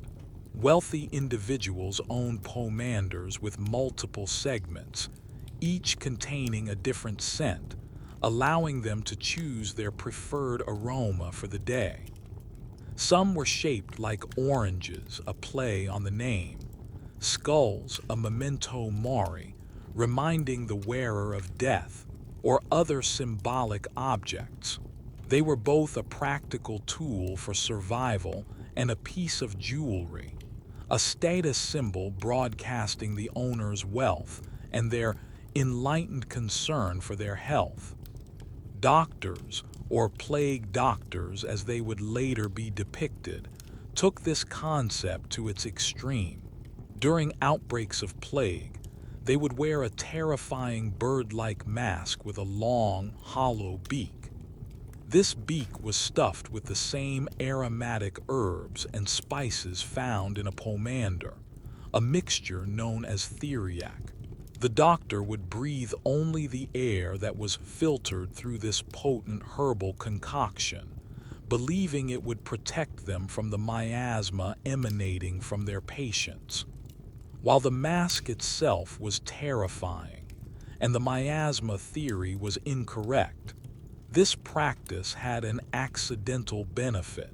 The full leather gown, gloves, and mask may have offered a degree of protection from the flea bites that actually transmitted the bubonic plague. The belief in miasma also shaped urban planning and domestic life. The wealthy sought to build their houses away from the most noxious parts of town. Inside the home, you fight bad air just as you fight fleas. You burn incense, not just for religious reasons, but to purify the air in a room. You strew those same fragrant herbs on the floor, meadowsweet, lavender, chamomile, not just to deter pests, but to improve the quality of the air you breathe. A clean-smelling home is considered a healthy home. Historians still debate the extent to which these practices were purely for comfort versus being driven by genuine medical belief, but the two were likely intertwined. A pleasant smell was a sign that the corrupting forces of decay were being held at bay. You clutch your simple wooden pomander as you turn a corner, and the wind shifts, bringing a wave of putrid air from the direction of the town's slaughterhouses. You immediately lift it to your nose, inhaling the comforting, familiar scent of clove and dried rose petals. It's a small, almost ritualistic gesture of control in a world where the causes of disease are a terrifying mystery. You don't know about germs or viruses. You only know what your senses and the wisdom of your time tell you, that foul smells are dangerous and sweet smells are safe. Your pomander is your talisman, your hope for health, a tiny, fragrant island in a sea of miasmic uncertainty. It is a testament to the human need to find order and protection, even when the understanding of the threat is fundamentally wrong. Your daily routines of hygiene, as rudimentary as they are designed for maintaining a baseline of health in a challenging world. But what happens when that baseline collapses? What happens when you get truly sick or suffer a serious injury? You now face the terrifying prospect of medieval medical care, a realm where hygiene, as you understand it, is not just absent but often directly contradicted by prevailing practices. Imagine you fall while working and suffer a deep gash on your leg from a dirty sickle. The wound is bleeding freely. Your first instinct is not to wash it with clean water. The local wise woman, your first port of call, might pack the wound with a mixture of cobwebs and herbs. The cobwebs, surprisingly, can have a styptic effect, helping the blood to clot, but they also introduce a host of bacteria and fungal spores directly into the wound. Her intention is good, but the result is a gamble. If the wound becomes inflamed, hot, and begins to weep pus, clear signs of a dangerous infection, you must turn to the barber surgeon. Remember him, the man who pulls teeth. He is also your surgeon. He doesn't work in a sterile operating theater. His shop is the same one where he cuts hair and performs shaves. His tools are laid out on a wooden table. Knives, saws, and probes, wiped clean on a cloth perhaps, but certainly not sterilized. He examines your leg. The red streaks running up your skin and the foul smell are signs, he believes, of an imbalance in your body's four humors: blood, phlegm, yellow bile, and black bile.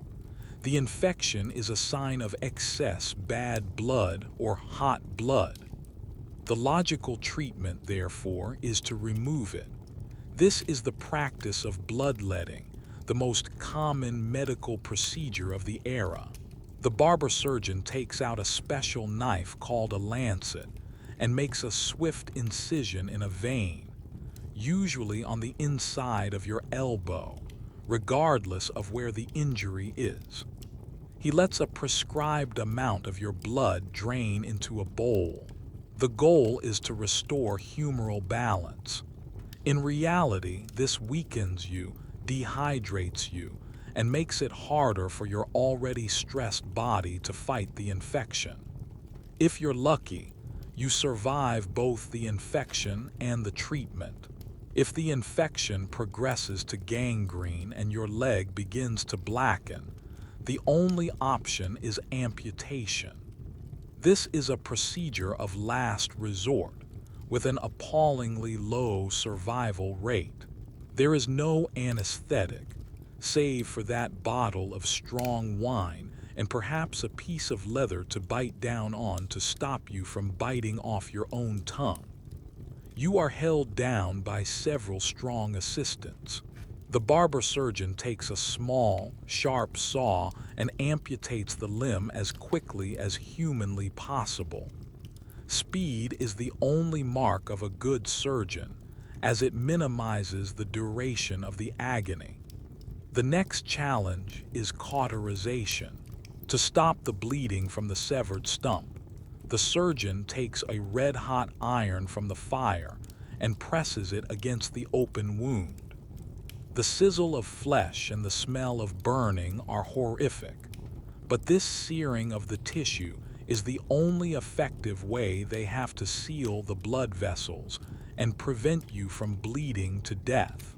If you survive the shock, the pain, and the blood loss of the procedure itself, you then face the near certainty of post-operative infection in the massive, unsterilized wound. This lack of sterile procedure was not due to a lack of care, but a lack of knowledge. The concept of germs was centuries away. Pus was not seen as a sign of infection, but as a normal and even desirable part of the healing process. It was called laudable pus, and surgeons believed it showed that the body was successfully expelling its bad humors. A clean, dry wound was considered a bad sign. One of the most significant advances in medieval surgery came from a surgeon named Theodoric of Lucca in the 13th century, who argued against the prevailing wisdom. He advocated for cleaning wounds with wine, the alcohol acting as a mild antiseptic, removing foreign objects, stitching the wound closed, and keeping it dry. His methods resulted in far better outcomes, but he was largely ignored by the medical establishment for hundreds of years. His story is a classic example of a brilliant insight being dismissed because it contradicted centuries of entrenched dogma. Hygiene during childbirth is equally perilous. A woman gives birth in her own bed, the same lumpy, straw-filled mattress you sleep on. The room is crowded with female relatives and a local midwife. Their hands are unwashed. The cloths used are the same household linens as always. The greatest danger is puerperal fever, or childbed fever, a deadly uterine infection contracted during or after childbirth. With no understanding of how the infection is transmitted from the unwashed hands of the attendants to the mother, it was tragically common. Historians who study parish records note the grim frequency of entries showing a mother and her newborn infant being buried on the same day. In this context, the simple hygiene habits you practice daily, washing your hands, keeping your home relatively clean, airing out your clothes, are your best and only defense. They are a form of preventative medicine, even if you don't understand the scientific principles behind them.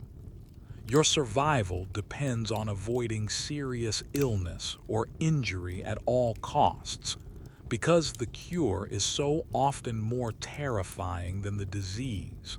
Your world is a stark reminder that the greatest advances in human health have not been miraculous cures, but the simple, profound understanding of the importance of being clean.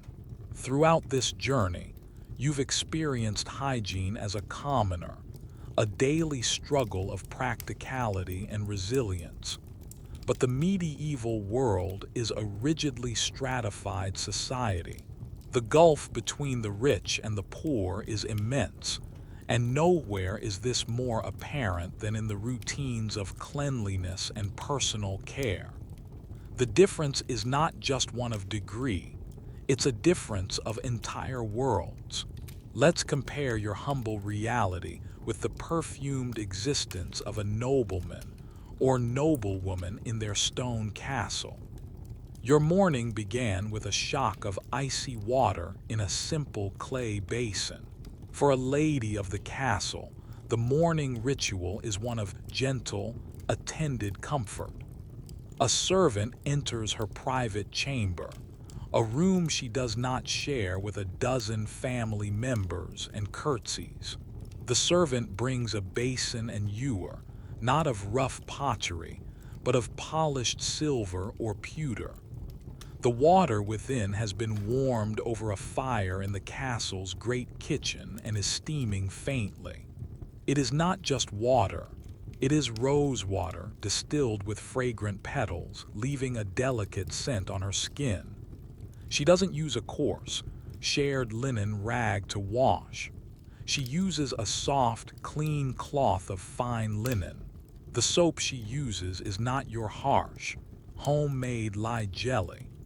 It is a hard-milled soap imported from Spain or Italy, made with olive oil and scented with exotic essences like sandalwood or musk. After washing, she doesn't dry her face on a damp, mildewed towel. She uses a fresh, sun-bleached towel, soft and absorbent. This entire process is not a brisk chore to be finished quickly, but a leisurely ritual of pampering. Consider dental care. Your tool is a frayed twig and some salt. The noble lady has a dental kit. It might include a small pick made of silver to clean between her teeth and a powder made from crushed bone, eggshells, and fragrant herbs like mint and clove to whiten and sweeten her breath. She rubs this powder on with a clean linen cloth. While still not as effective as modern dentistry, it's a world away from your primitive methods. When nature calls, you have your shared chamber pot or a trip to the drafty, foul-smelling privy. The lord of the castle has his private guardrobe. While still not a flush toilet, it is a dedicated private space. The seat is often polished wood, sometimes with a padded cushion. A servant is responsible for ensuring the shaft remains as clear as possible, and for cleaning the chamber itself. Instead of a handful of hay, the noble might use soft scraps of linen or even moss, which was surprisingly popular among the wealthy for its softness. But the most dramatic contrast is seen in the act of bathing. For you, a full-body bath is a rare, laborious event, or a dip in a cold river. For the lord and lady, bathing can be an act of supreme luxury. A large wooden tub is brought into their private chamber and placed before the great fireplace. A linen canopy is often erected over it, creating a tent-like structure to trap the heat and steam, forming a personal sauna. Servants haul bucket after bucket of hot water, a task that might take a dozen people an hour. The bath is filled not just with water, but with a fragrant infusion of herbs and flowers. Rose, chamomile, lavender, and rosemary create a soothing, aromatic bath that is as much a treat for the senses as it is for the skin. The lady or lord can soak for hours, sipping spiced wine brought by a servant, perhaps listening to a minstrel play a lute in the corner of the room. Attendants are on hand to scrub their back, wash their hair with scented soaps, and wrap them in large, warm linen sheets when they emerge from the water. This wasn't just about getting clean. It was a display of power and wealth. The amount of labor, fuel, and precious resources, like imported scents, required for such a bath was enormous. It was a way of demonstrating that you had people and resources to spare on something as decadent as personal comfort. One quirky historical fact is the diplomatic bath. When hosting an important guest, a lord might offer them a bath as a sign of honor and hospitality. Sometimes, they would even join their guest in the tub, a gesture of intimacy and trust, conducting political negotiations while they soaked. Even laundry showcases the divide. Your single linen shift is washed through a day of back-breaking labor. The noble household has chests full of fine linen undergarments. A dedicated staff of laundresses handles the washing in a separate laundry facility, using purchased soap and vast amounts of hot water. The lady of the house may never see the process. Her clothes simply reappear, clean, bleached, and neatly folded. This tale of two tubs highlights a fundamental truth about medieval hygiene. While the base level of cleanliness might have been low for everyone compared to modern standards, everyone had lice, everyone dealt with bad air. The ability to mitigate these issues and achieve personal comfort was almost entirely dependent on wealth. For you, hygiene is about survival and making do. For the nobility, it is about refinement, pleasure, and status. Your world is defined by the coarse feel of wool and the shock of cold water. Theirs is a world of soft linen, warm rosewater, and the luxury of time. The simple act of washing your face is, for you, a quick ritual of necessity. For them, it is the first leisurely performance of a day spent in a different reality.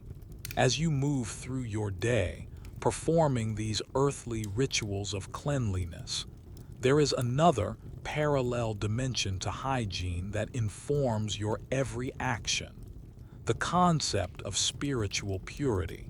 In your deeply religious world, physical cleanliness is inextricably linked to the state of your soul. The two are often seen as reflections of each other. A dirty body could be interpreted as a sign of a sullied spirit, while washing could be an outward symbol of inner purification. This connection begins at the very start of your Christian life, with the sacrament of baptism. As an infant, you were immersed in or sprinkled with blessed water at the church font. This act wasn't about washing away physical dirt. It was about washing away the spiritual stain of original sin. Water, in this context, becomes a powerful symbol of rebirth and divine grace. This foundational rite establishes a lifelong association between water and spiritual cleansing. This symbolism carries through into daily life. When you enter a church, you dip your fingers into a stone basin of holy water, the stoop, and make the sign of the cross. This is a small, ritualized washing, a way of purifying yourself before entering a sacred space and participating in the liturgy. It's a reminder of your baptism and a gesture of spiritual preparation. Hand washing, in particular, carries immense symbolic weight. Remember your morning wash. Part of the reason you wash your hands before a meal is custom, but part of it is religious. You are about to say grace, to thank God for the food He has provided. Approaching God, even for this brief moment, with hands soiled by labor is seen as disrespectful. It's a small act of reverence. This ritual is far more elaborate for the clergy. A priest celebrating Mass must perform a ceremonial washing of his hands, the lavabo, at a specific point in the liturgy. He murmurs a line from the Psalms: "I will wash my hands in innocence, and I will compass thine altar, O Lord." This act is purely symbolic. His hands are likely already physically clean. The washing signifies his need for inner purity before handling the Eucharist, which you believe to be the literal body of Christ. The basins and ewers used for this ritual were often exquisitely made, further emphasizing the importance of the act. This link between physical and spiritual cleanliness created a complex, and sometimes contradictory, attitude toward hygiene. On one hand, it encouraged a certain level of cleanliness as a sign of piety and order. Monasteries, as centers of learning and religious devotion, were often exemplars of sanitation for their time. Many had complex plumbing systems, channeling water for washing, laundry, and flushing their latrines. The rule of Saint Benedict, which governed many monastic orders, laid out specific times for bathing and protocols for cleanliness, viewing the well-ordered monastery as a reflection of a well-ordered spiritual community. On the other hand, an extreme interpretation of piety could lead to the opposite: the rejection of all bodily comfort, including bathing. Some ascetic saints and hermits practiced a form of holy filth. They would deliberately abstain from washing, wearing hair shirts that irritated their skin, and living in squalor as a form of penance. They believed that by mortifying the flesh and rejecting worldly comforts like a warm bath, they were purifying their souls and growing closer to God. Saint Agnes was said to have never washed in her entire life. For these few, extreme figures, filth became a badge of honor, a visible sign of their spiritual devotion. Historians point out that these figures were exceptional, admired for their extreme piety, but not widely emulated by the general public, who mostly preferred to be clean. This duality is also present in the perception of public bathhouses, the stews. While the church recognized the need for cleanliness, it also saw the stews as places of moral corruption, where vanity, promiscuity, and other sins flourished. Clergy frequently preached against the excesses of the bathhouse culture, contributing to their eventual decline. The ideal was a state of clean modesty, not of decadent, sensual bathing. Your life is lived in the balance between these ideas. You want to be clean enough to be a respectable, God-fearing member of your community. You wash your hands before prayer. You wear your best and cleanest clothes to church on Sunday, and you understand that cleanliness is a virtue. But you also know that vanity is a sin. A life spent obsessing over perfumes, cosmetics, and luxurious baths would be seen as a sign of a corrupt soul, focused on the fleeting pleasures of the body rather than the eternal fate of the spirit.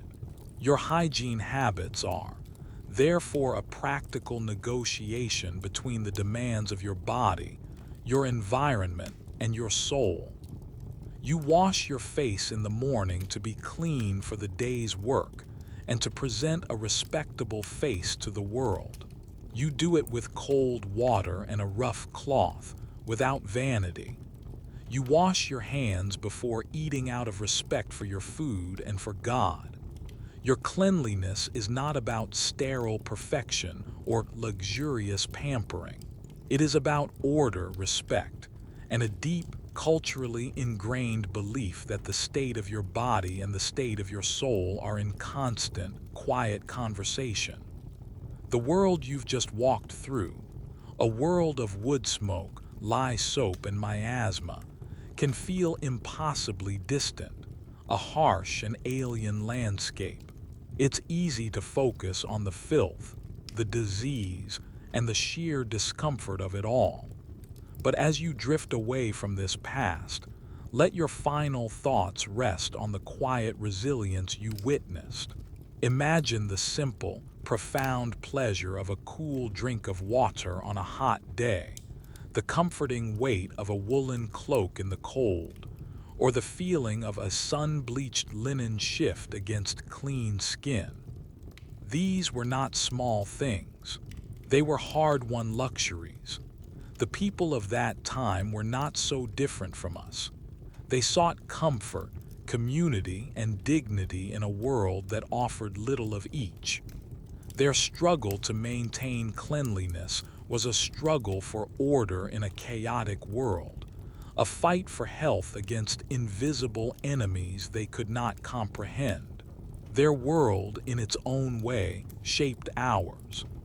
Their understanding of quarantine, their development of hospitals, and even their misguided notions of miasma were the first faltering steps toward the public health and scientific understanding we now take for granted. So as you settle deeper into the comfort of your own bed, feeling the soft, clean sheets and breathing the clear, temperature-controlled air of your room, hold a quiet appreciation for these simple, modern miracles. Be thankful for the hot water that flows effortlessly from your tap, the medicine that waits in your cabinet, and the hidden systems that carry away waste without a second thought. The journey into the past is not just about learning how others lived. It's about returning to the present with a renewed sense of gratitude. Allow the echoes of that distant, difficult world to fade, replaced by the soft, steady rhythm of your own breathing. Let the peace of your own clean, safe space envelop you and drift now into a deep and restful sleep.